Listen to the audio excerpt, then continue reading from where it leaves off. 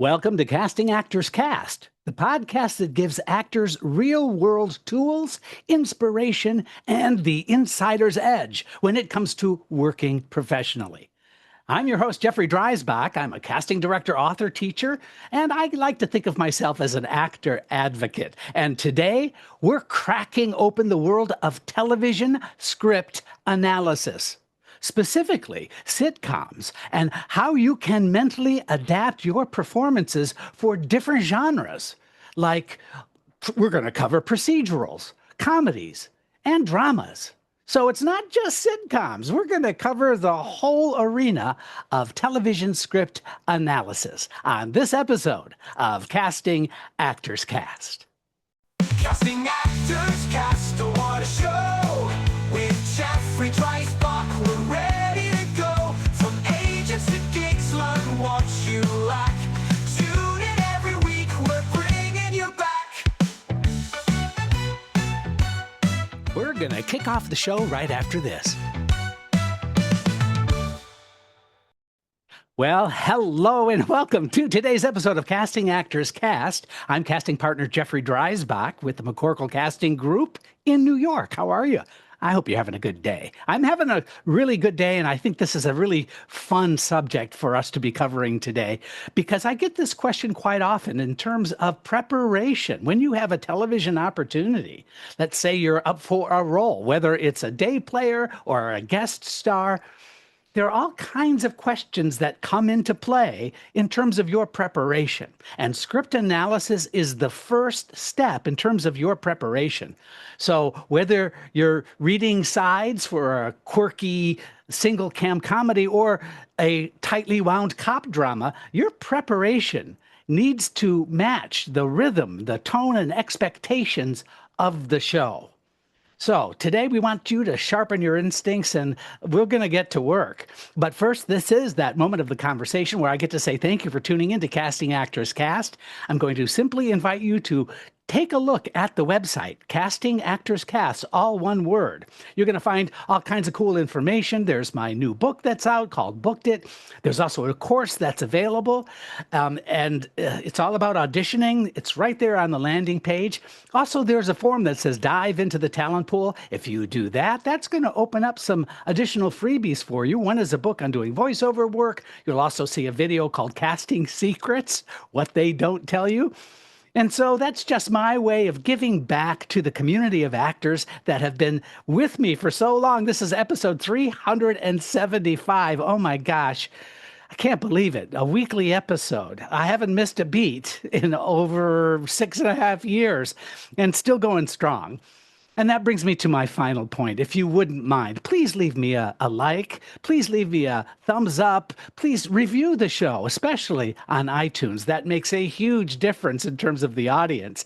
And as long as I'm continuing to grow the audience, as long as people are writing to me and letting me know that you're out there, I stay motivated and excited to give you all of this information that I can. I think you'll find it helpful if you stick with it, but I also think you could go back into the archives and find all kinds of very helpful information as well.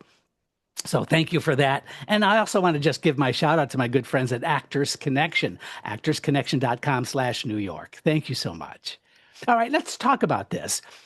Script analysis and preparation.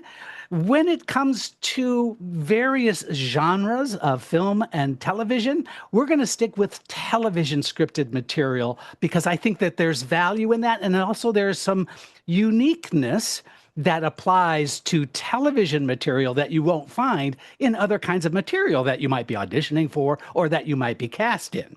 So let's talk about that. First of all, we're going to talk about television sitcoms. Television sitcoms. Yeah, there's a unique perspective and technical analysis of television sitcom scripts that we need to talk about. Being familiar with the format, I think, is the very first step when you receive a television sitcom script. Understanding the script formatting, for example, usually they're 22 pages, or there could be a 1 hour, 3-act structure. The television sitcom could have a cold open. That means there's no precursor or introduction, it just opens quickly. Also, a television sitcom might include tags, or what I call buttons. The last beat of the scene, the last moment of the scene, the last impression the character is leaving us with. And that refers to pacing as well. When you understand and have character awareness, and what I mean by that is just simply identifying archetypes that are, you know what I'm talking about, the straight man, the quirky friend, the deadpan boss. Now, be very careful because I'm not talking about type. I don't want you to think in terms of type, but I do want you to think in terms of style of performance based on the character you've been asked to play. And how do you do that? Well, first, tone detection.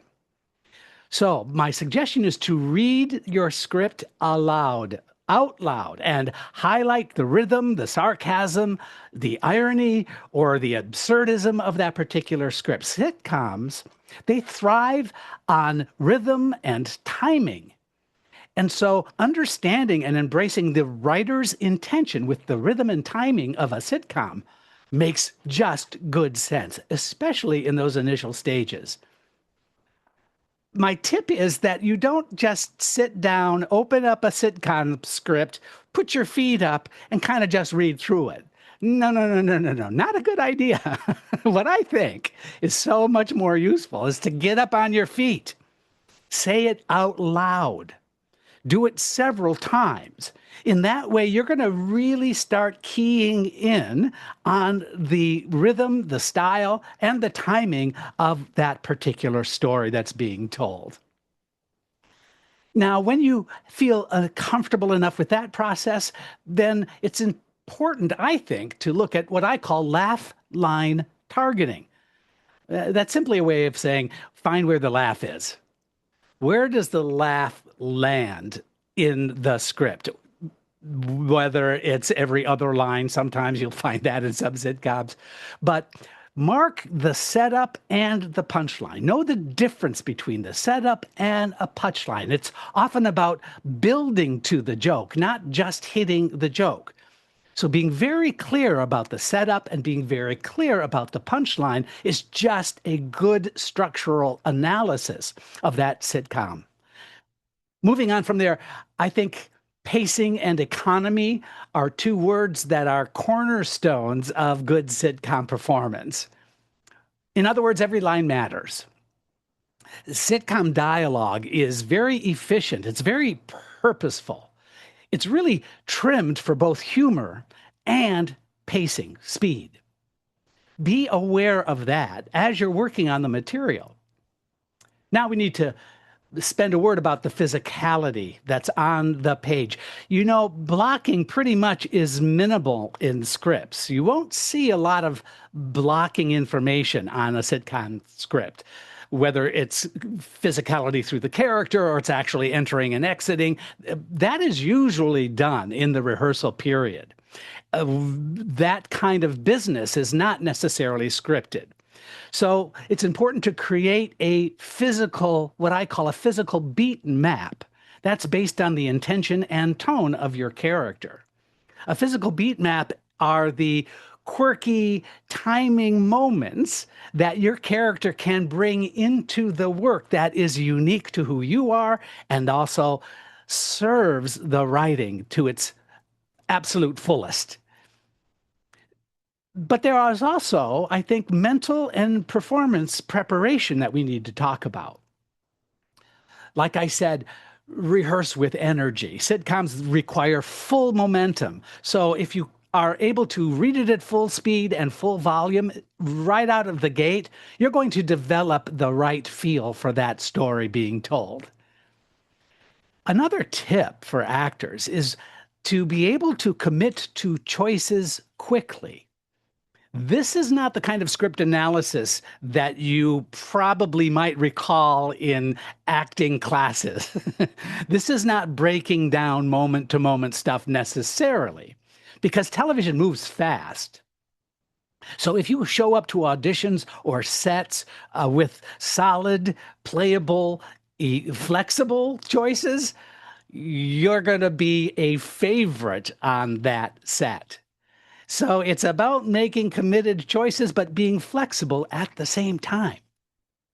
That's not easy to do, but that is something to work toward, I believe.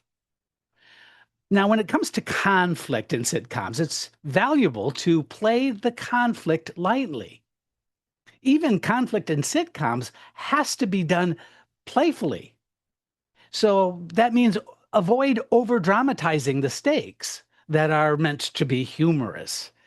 If you turn it into a dark beat or moment, that's not necessarily going to stay and honor the writing of that story, of that sitcom script.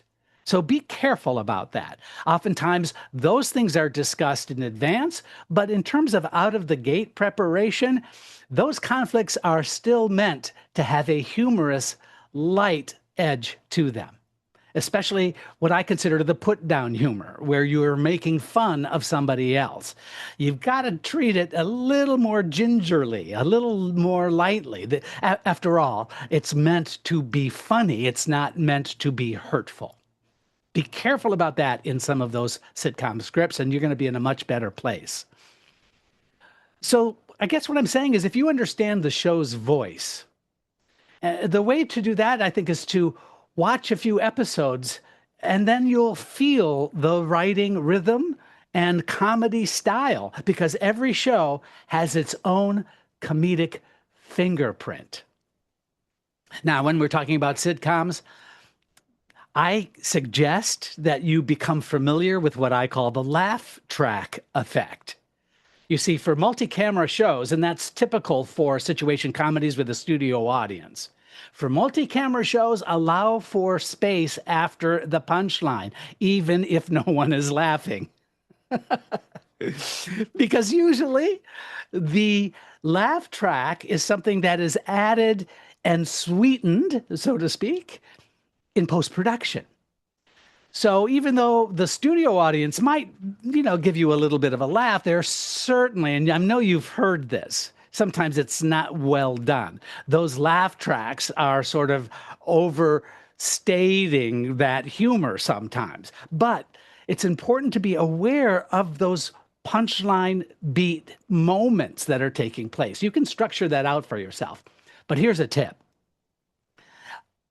It's a lot different in a theatrical setting when you are supposed to, I use the word supposed to lightly here, hold for the laugh.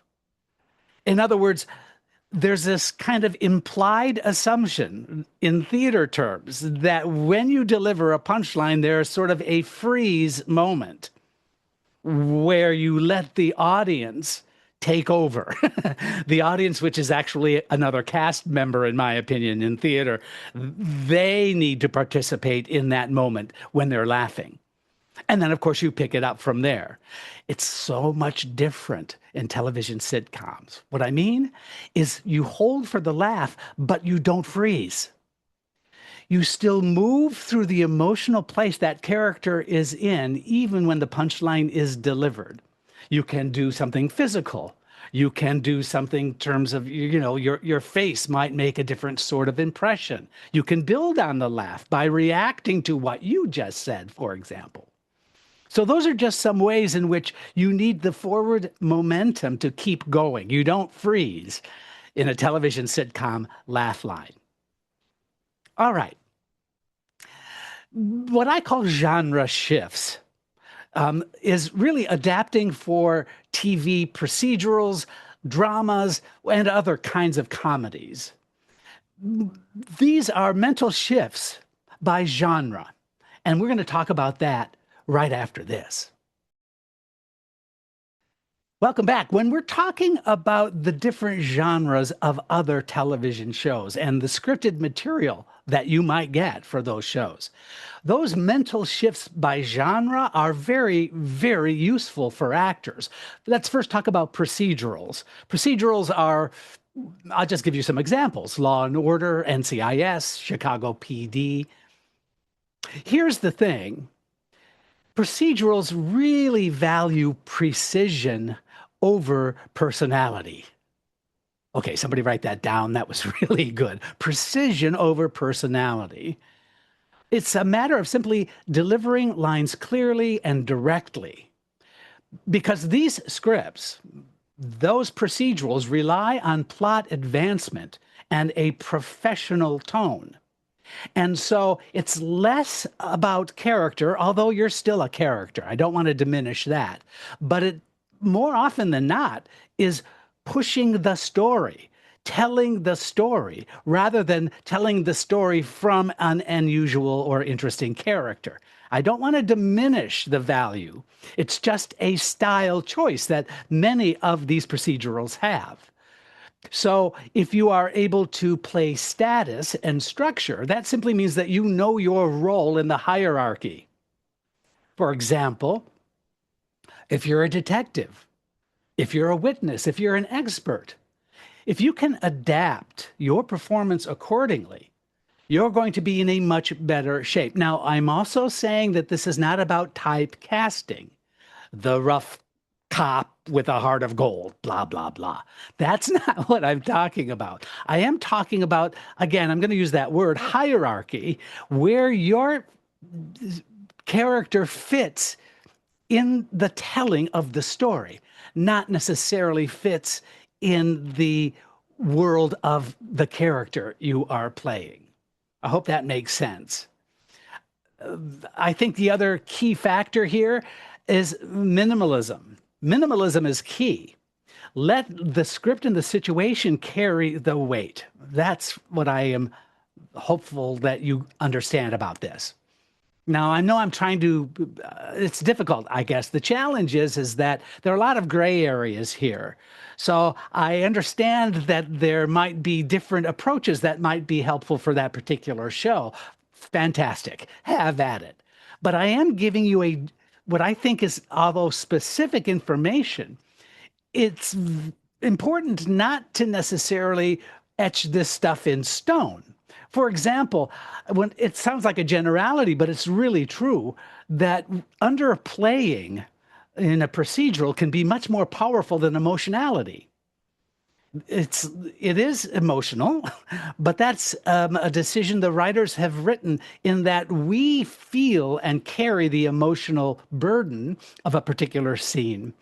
The character at that time does not necessarily overly expose themselves in that vulnerability. I know that that's really valuable information for you. Become a student of the media, especially in procedurals, because what you'll discover is that what I call pace with purpose. You see, my thinking is this. These shows have a crisp cadence. So if you can practice clean transitions and you are a quick memorizer, that you can be flexible on the set at the same time, that is an attractive style of delivery for those shows. Now, moving on from there, let's talk about some dramas. The shows I think are good examples that apply to what we're talking about today are the shows like This Is Us, or The Morning Show, or Breaking Bad. I'm only using those shows because I think that a lot of us are familiar with those shows. We've seen them, we've binged them, maybe even more than once. What I think is appreciated about those scripts and those shows is that there is an emotional truth. That means the actor is tapping into a layered emotional life.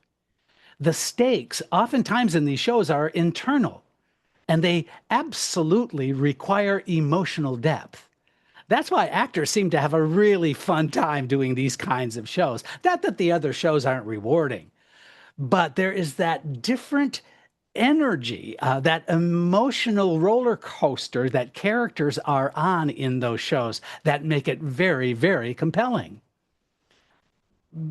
One of the other things you might recognize in those dramas are that silence speaks. See, often what you don't say is as important as what you do. So stillness and listening, those are really excellent tools. Your reaction is very much welcome in those shows. because it's not necessarily forwarding the plot, but it is forwarding where the character is in relation to what is happening. My wife and I, we both loved binging the new season of The Bear, for example. And I can't tell you how many times it was the reaction shot that became so interesting and so compelling. The other quality that I enjoy on those drama shows, especially in those drama shows that have heavy, dense scripted material, is the naturalism that we experience. It's critical to avoid any sense of theatricality. If you think camera close thoughts rather than just thoughts, what I mean by that, every blink can be read. The nuance and the subtlety of that is something to understand and embrace. It might feel like you have to rehearse a little bit more for those kinds of opportunities, those kinds of situations. But once mastered, can really be effective, both in an audition and, of course, when you're on the set. Another drama tip, I think, is what I call backstory awareness. If you know your character's past and the character's relationships with the other characters, even if it's not on the page, even if that information isn't given you, it's incumbent upon the actor to come up with an interesting relationship backstory. The more information you have, the more you can apply that to the way you're going to play it. But many, many times auditions are just the sides where you coming up with an interesting backstory, an interesting statement about the relationship of that other person in the scene, you've now fleshed out that scene to become something that is unique to you. And it's your uniqueness that makes it compelling, that makes it interesting. Now we're going to move into the arena of comedies, and I'm not talking about situation comedies. I'm talking about comedies like The Bear, or they call that a comedy. I don't know. There's a lot of intense drama going on that show, but let's just call it, they called it that on the Emmy Awards, so let's call it The Bear or Abbott Elementary. Atlanta is another good example. So here's how they're different from sitcoms. These shows many times blend drama, and they blend social commentary and also sometimes very dark humor at the same time. So there are some interesting techniques for actors to consider if you have that kind of a drama in front of you that you need to work on, or sorry, I said drama, the comedy slash drama that those shows represent. One is an authentic delivery. You see, instead of punchline rhythm, set up punchline, there is value in leaning into the behavioral comedy. The behavior of the character is a statement on the humor on those scripts. So awkwardness, just timing of the character, or just truth in the absurd are elements to look for if you're working on those scripts. I've often found that those drama comedies, those dramedies, they're more cinematic.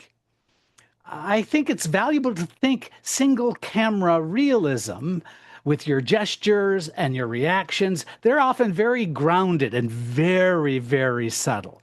That's something to suss out, ooh, good word, when you are working on that scripted material. So here are some final thoughts. I think you should really make a mental note of this. Versatility is visibility. Every genre has a different emotional thermostat. You can turn the heat up, you can turn the heat down, you can make it just right. So if you learn how to turn the dial based on the material, you're going to be able to immediately pick up on the subtleties, the nuance, and even the broad strokes of each of those genres. Additionally, please do yourself a favor, prepare not just what to say, but how the world of the show expects to be said. It's about the world that you are in. with each of those genres. You see, your job isn't just to play the part, right? It's to fit the storyline, the tone. You need to fit it so well that you feel like part of the cast before you're even hired. I think that's a valuable piece of information to take away.